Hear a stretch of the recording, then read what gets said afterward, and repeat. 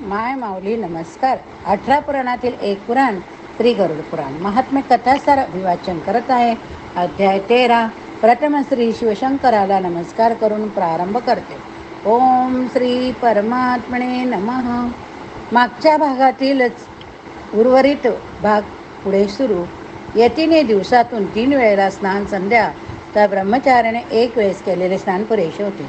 जो संध्येच्या वेळेस उपासना करीत नाही तो सूर्याचे हनन करण्यास कारणीभूत ठरतो. दिवस रात्र यांच्यामधील जो संधी काळ असतो ही संध्या होय. संध्या झाल्यानंतर होम करण्याची पद्धत.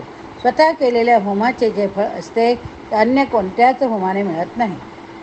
जो मनुष्य प्रातःकाळी उठून नित्यनियमाने गायत्री मंत्राचा जप करतो तो कमळाच्या पानाप्रमाणे पाण्यात राहून सुद्धा त्यापासून अलिप्त राहतो. अर्थात मनुष्य देखील संसारात राहून संसारापासून अलिप्त राहतो. गायत्री देवीचे रूप असे सांगितले जाते की गायत्रीचा वर्ण श्वेत आहे. ती रेशमी वस्त्रे परिधान करते. कमळाच्या आसनावर विराजमान असते. ती जोशी या मंत्राने तिला प्रसन्न करताना सर्वप्रथम डोळ्यांनी दर्शन करणाऱ्याच्या इच्छेने देवांनी हा मंत्र म्हटला. विद्वान माणूस ब्रह्मा विष्णू महेश यांना वेगळं समजत नाही. या जगात 8 वस्तू मंगलमय मानल्या जातात. त्या म्हणजे विद्वान, पंडित, गाय, अग्नी, सोने, तूप, सूर्य, पाणी, 8वा राजा होय. सर्व शुभ वस्तूंचे दर्शन आराधना करणे. वेदांचा अभ्यास 5 प्रकारचा असतो. प्रथम अध्ययन, अभ्यास, नंतर वेदार्थ म्हणजे यज्ञ करणे व करून घेण्याचा अभ्यास. तिसऱ्या वेळेस सर्वांच्या पोषणाची जबाबदारी घेण्यास योग्य बनणे. यामध्ये माता, पिता, गुरु, भाऊ, प्रजा, दीन, आश्रयास येणाऱ्या स्त्री, अतिथी, अग्नी सर्वांना पोष्य म्हटले गेले. जो मनुष्य केवळ आपलेच पोषण करण्यात काळ घालवितो तो जिवंत राहून सुद्धा त्याचा काही फायदा नाही. कारण क्षुद्र प्राणी देखील स्वतःचे पोषण करण्यास समर्थ असतात. संपत्तीचा विस्तार ती वाढवून पर्वता एवढी झाल्यावर पुन्हा त्यापासून नद्या निर्माण होणे अशा प्रकारे कार्य चालू असते. या संपत्तीस कार्यास लावणारे धान्य, पशु, स्त्रिया इत्यादी आहे. म्हणून त्यांना देखील अर्ध अगर संपत्तीच म्हटले जाते.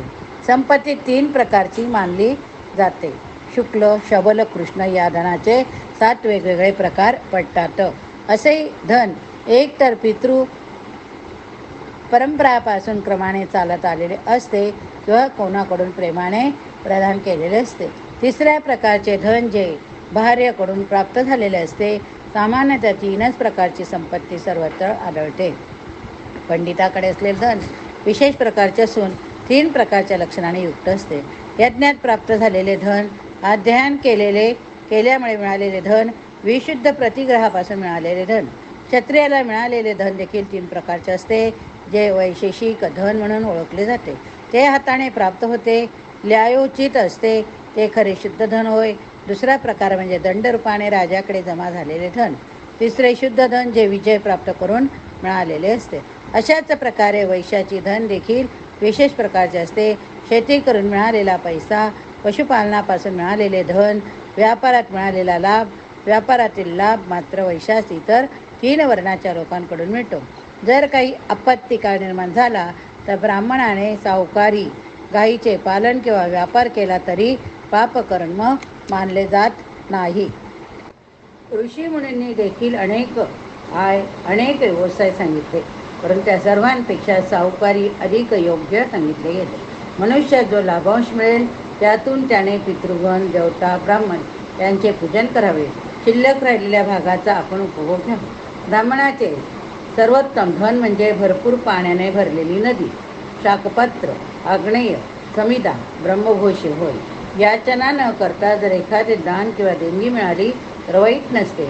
देवगण तर अशाच धना समृद्ध म्हणतात, तेव्हा असे धन वर्ज करू नये. काही लोक दानधर्म न देता उलट गुरुचेच धन हरण करतात. इतर ठिकाणाहून देखील देणगी घेऊन स्वतःच त्याचा उपभोग घेतात. म्हणून दान स्वीकारल्याविषयी देखील असे सांगितले जाते की साधू सज्जन माणसाकडूनच दान स्वीकारावे. दुर्जनांकडून दान मिळण्याची आशा देखील पंडिताने करू नये. कोणते दान चांगले कोणते वाईट याचा विचार विद्वानाने नेहमी करावा. स्नानाचे 8 वर्णन सांगितले आहे. नित्य स्नान, निमित्ताशी संबंधित, एखाद्या आकांक्षेसाठी झालेले, एखाद्या क्रियेचे अंगस्वरूप स्नान, मलापासून रहित होण्यासाठी केलेले मार्जन, आचमन, अवगाहन असे स्नानाचे 8 प्रकार. ज्या मनुष्याने स्नान केलेले नाही तो मनुष्य जप, अग्नी, हवन इत्यादी कार्य करण्यास अयोग्य ठरतो. जो नियमाने रोज प्रातःकाळी स्नान करतो त्या स्नानास नित्य स्नान म्हणतात. तर अशुद्ध गोष्टी स्पर्श झाल्याने शुद्ध होण्यासाठी केलेले स्नान नैमित्तिक स्नान म्हटले जाते. ज्योतिषाने सांगितलेल्या विधीने प्रेरित होऊन जे स्नान केले जाते त्यास काम्य स्नान म्हणतात. तर जप, जाप्य, देवता, अतिथी पूजन करण्यासाठी केलेले स्नान अंगस्नान म्हणतात. मला धुवून टाकण्याच्या इच्छेने केलेले स्नान कर्षण स्नान म्हटले जाते. सरोवर, तीर्थक्षेत्री, नदीमध्ये केलेले स्नान क्रियास्नान म्हटले जाते. मंजन मंत्राचे द्वारा मार्जन केल्याने पापाचा लवकर नाश होतो. भूमीतून उदय झालेले जल पुण्यकारक अथवा पवित्र असते. सरोवराचे पाणी देखील पवित्र असते. सरोवरापेक्षा नदीचे अधिक पवित्र असते असे म्हटले जाते. तीर्थक्षेत्रातील पाणी विशेष पवित्र असते. गंगेचे जल तर अधिक प्रकारच्या पापाचा नाश करणारे होय. पुत्र जन्माच्या वेळेस विशेष योग असताना, सूर्याच्या संक्रमणाच्या वेळेस, राहू केतू ग्रहणाच्या वेळेस, रात्रीच्या वेळेस केलेले स्नान प्रशस्त मानले गेले. पहाटे सूर्याच्या उदयाच्या आधी केलेले स्नान प्राजापत्य व्रताप्रमाणे महापातकाचा नाश करणारे होय. जो मनुष्य चंद्र सूर्याच्या इतकेच किंवा त्याहूनही अधिक भोग प्राप्त करण्याची इच्छा करतो त्यास माघ, फाल्गुन या 2 महिन्यात नित्य प्रातःकाळी स्नान करायला पाहिजे.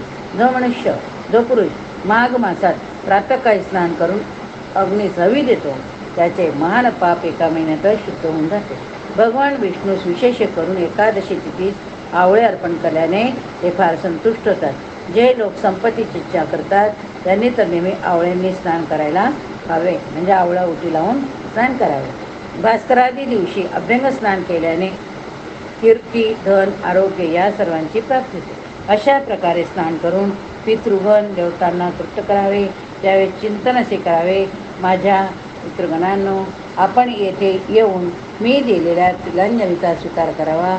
निषिद्ध पदार्थ भक्षण केल्याने झालेल्या पापाचे मन, वाणी, शरीर यांच्याद्वारे जर वाईट कर्म झाले असेल तर इंद्र, वरुण, बृहस्पती, सविता, अन्यहुनी त्यास पवित्र करू दे.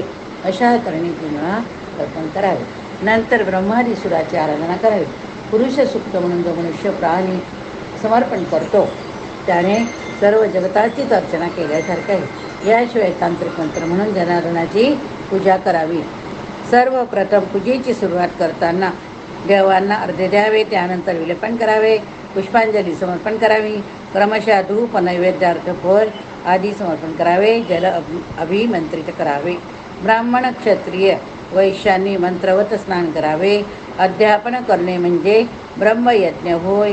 तर्पण करणे पितृयज्ञ असतो. होम करणे देवयज्ञ, तर बळी देणे मृत्यूयज्ञ असतो. अतिथींचा सत्कार करणे यज्ञ होय. हे सर्व गायीच्या गोठ्यात केल्याने दशपट फल मिळते.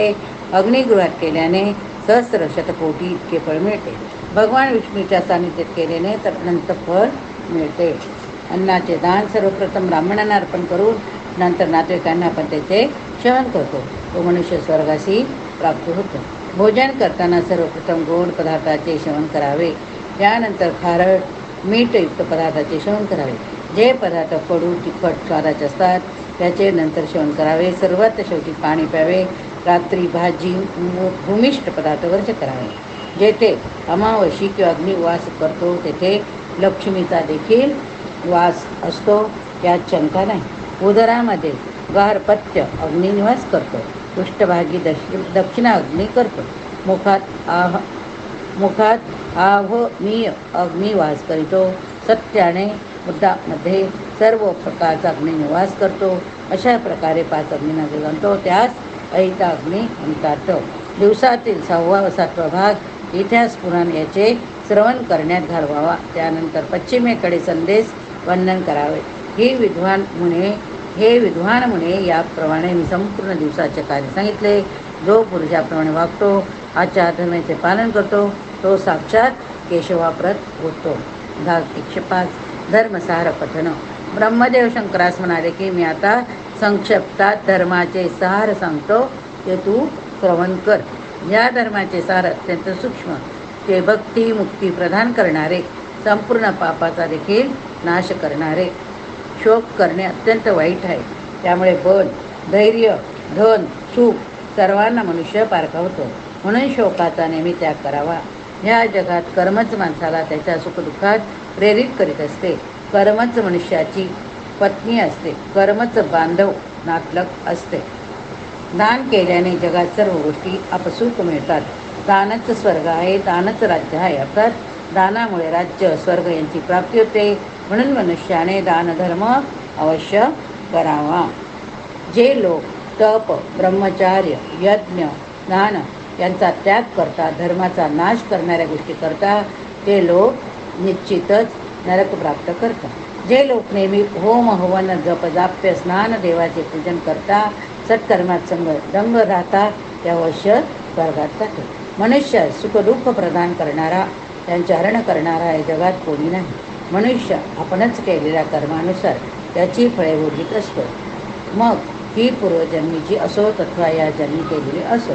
ज्यांचे जीवनच धर्माचे युक्त असते, त्यांच्या दुःखाचे आपोआप हरण होते. सर्व लोक सुख मिळवण्यासाठी प्रयत्न करतात व हाच लोभ अत्यंत कठीण असतो. लोभामुळेच क्रोध, द्रोह निर्माण होतो. लोभ हा एक अत्यंत महान दोष, ज्यामुळे मोह, माया, क्रोध अधिक लोभ निर्माण होता. परंतु जो मनुष्य या सर्व दोषांपासून दूर राहतो, तो शांतीचा लाभ घेतो. तो पापापासून दूर असतो व परलोकात सद्गती प्राप्त करतो. देवता, मुनिगण, नाग, गंधर्व आदी सर्व या लोकी फक्त धर्मनिष्ठ पुरुषाचेच पूजन करतात. केवळ धनसंपन्नत्वा लोभी पुरुषाचे कोणी पूजन करीत नाही. आपल्या सामर्थ्याने, बुद्धीने, पुरुषार्थाच्या साह्याने मनुष्य लभ्य पदार्थ प्राप्त करतो.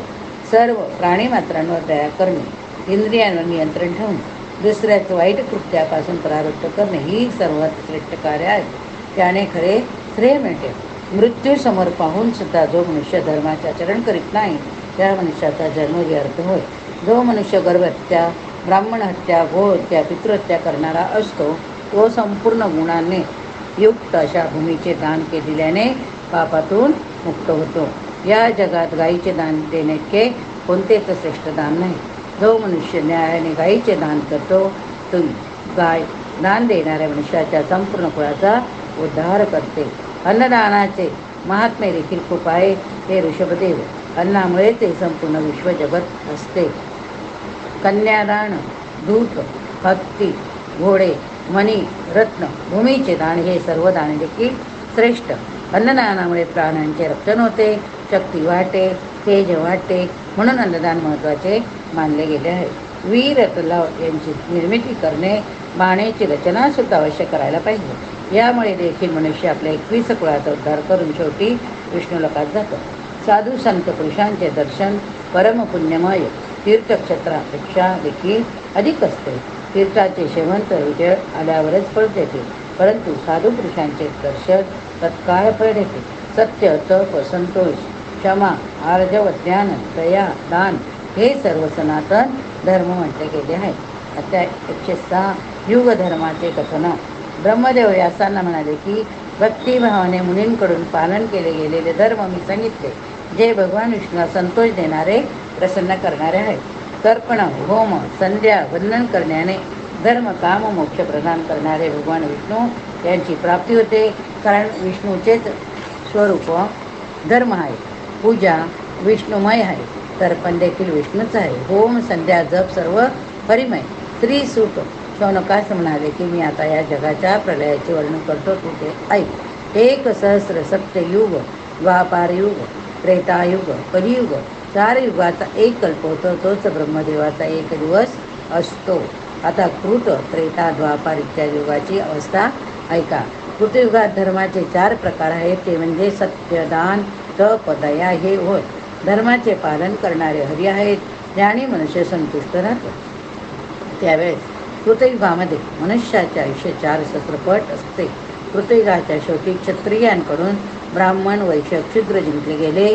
द्विजापेक्षा अतिबलवान वरदान शूर विष्णूने राक्षसांचा नायनाट केला. त्रेतायुगात धर्माचे 3च पाठ शिल्लक राहिले. सत्य, दान, दया हेच ते 3 पाठ होय.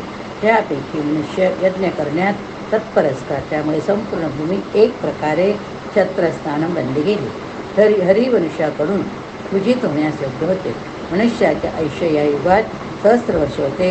यावेळेस देखील क्षत्रियांनी राक्षसांचे हरण केले. द्वापार युगामध्ये धर्माचे 2च पाठ राहिले.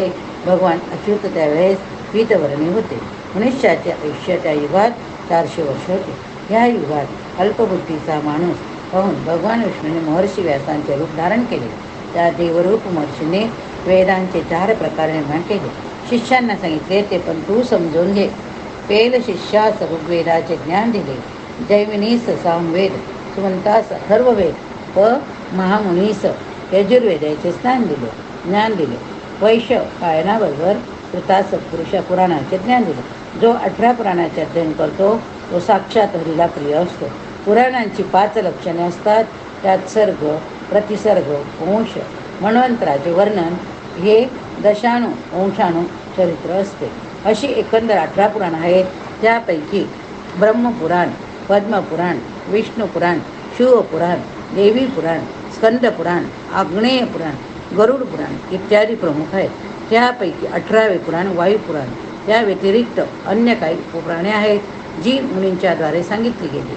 सर्वप्रथम सनत कुमाराने वर्णन केलेले नारसिंह पुराण, कुमारद्वारा स्कंद पुराण, शिवधर्म नावाचे पुराण नंदीश्वराने सांगितले. दुर्वासाकडून आचार्य तर नारदाकडून उक्त पुराण सांगितले गेले. कपिल, दानव व उसानाद्वारा कथित पुराण ब्रह्मांड, वारुण, कलिका पुराण, माहेश्वर, सांब, सर्वार्थ संचय, पाराशर यांच्याकडून सांगितले गेलेले मारीच व भार्गव पुराण ही शौनक मुने न्याय, मीमांसा, आयुर्वेदात शास्त्र, गंधर्व शास्त्र, धनुर्वेद अशा 18 विद्या सांगितल्या गेल्या. द्वापार युगाच्या शेवटी भूमीवर भयंकर पापाचा भार निर्माण झाला. तो दूर करण्यासाठी भगवान हरीने अवतार धारण केला. या युगात धर्माचा केवळ एकच पाद अस्तित्वात होता. यावेळेस भगवानाने कृष्णावतार धारण केला. या युगात मनुष्याची आचार विचार दूषित झाले होते. दया राहिली नाही. सत्व रज या गुणांचे अस्तित्वच राहिले नाही. ज्यावेळेस सत्वगुणाचे बाहुल्य असते तेव्हा मन बुद्धी इंद्रिय पण सत्वगुणाने प्रेरित होतात. असे युग कृतयुग म्हटले गेले. अशा युगात मनुष्य ज्ञान तपश्चर्या करण्यात दंग राहतो. ज्यावेळेस मनुष्याची बुद्धी काम्यकर्मामध्ये रत असते त्यावेळेस ते त्रेतायुग नावाने ओळखले जाते. शौनका यालाच रजगुणाची उत्पत्ती, रजगुणांचे वैभव म्हटले गेले. ज्यावेळेस लोक असंतोष, मान, दंभ, मत्सर, कामनाथा युक्त कर्म करता त्यास द्वापारयुग समजता. यामध्ये रजतम तमगुणाचे प्राधान्य असते. ज्यावेळेस नेहमी मिथ्या, आळस, निद्रा, हिंसा यांची कर्म होत असतात, शोक, मोह, लोभ, भय, दैन्य इत्यादी दुर्गुणांचा सर्वत्र बोलबाला होतो तेव्हा ते युग कलियुग म्हटले जाते. यामध्ये केवळ तमगुणाचेच आधिक्य असते. मनुष्य कामी, कटुभाषी बनतात. राज्य दस्यूकडून केले जाते. वेद पाखंडी लोकांकडून दूषित केले जातात. या सर्व कलियुगातच प्रभाव होय. कलियुगात राजे लोक इतके दुर्बल बनतात की तेच प्रजाजनाकडे भिक्षेची याचना करता हे सर्व आपल्याच पालन पोषणात दंग असतात. ब्रह्मगिरी लोक देखील व्रतरहित पवित्र गृहस्थाश्रम स्वीकारणारे बनतील. तपस्वी लोक गावागावात निवास करून राहतील. सैन्य धारण करणारे वर्कस्ती हे सर्व धनाचे लोभी बनतील. चोरी करणारे, भरपूर आहार घेणारे दांभिक लोक साधुगण म्हटले जातील. भृत्य लोक आपल्या स्वामींचा त्याग करतील. शूद्र लोक दान ग्रहण करतील. वैद्य लोक तपस्या करतील. सर्व लोक कोणत्या ना कोणत्या तरी चिंतेने उद्विग्न राहतील. सर्व प्रजा अमानुष बनेल. अनन्य मार्गाने द्रव्य मिळवून भोजन देऊन लोक अग्निदेवता अतिथी यांना प्रसन्न करण्याचा प्रयत्न करतील. जेव्हा कलियुग प्राप्त होईल तेव्हा कोणताच मनुष्य पितृगणांना उदक क्रिया करणार नाही. लोकांची अपत्ये भाग्यहीन असतील. स्त्रिया अभागिनी असतील. लोक आपल्या पाखंडी स्वभावामुळे विष्णूचे पूजन करण्याचे विसरून जातात. हे विप्रगण या दोषयुक्त महान कलियुगात एकच महत्त्वाचा गुण असेल, तो म्हणजे केवळ भगवान श्रीकृष्णाचे गुण कीर्तन केल्याने या कलियुगात बंधनाचा त्याग होईल. सत्ययुगात यज्ञाच्या द्वारे, त्रेतायुगात जपाद्वारे, द्वापारयुगात परिचर्याद्वारे द्वापार युगात परिचर्याद्वारे जे पुण्यफळ होईल ते फळ या कलियुगात केवळ भगवान हरीच्या नामसंकीर्तनाचे मिळेल. म्हणून ये शौनका भगवान हरीचे नित्य ध्यान पूजन करायला हवे. अध्याय 107 नैमित्तिक प्रलयाचे कथन.